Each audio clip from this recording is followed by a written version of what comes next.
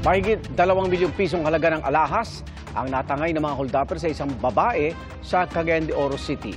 At sa Capiz, isang bata ang patay matapos maapak-apakan at makaladkad ng kalabaw.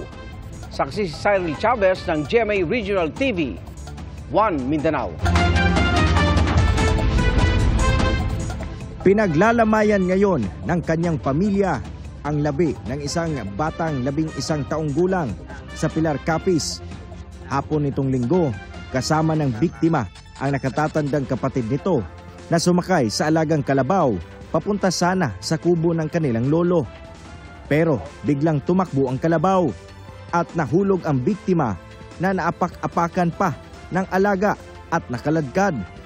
Bukod sa pasa at sugat sa mata at iba pang bahagi ng katawan, nabali rin ang kanyang tadyang na ayon sa doktor ay naging sanhi ng kanyang pagkamatay.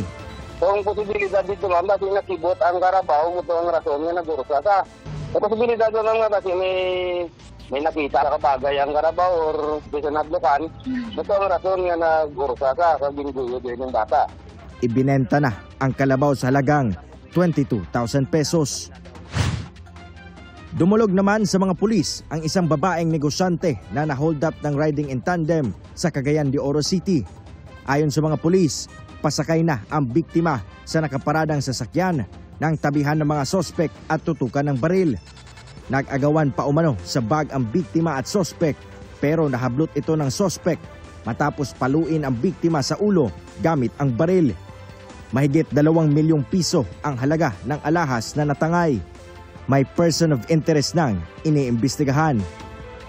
Para sa GMA Integrated News, ako si Cyril Chavez ng GMA Regional TV 1 Mindanao, ang inyong saksi.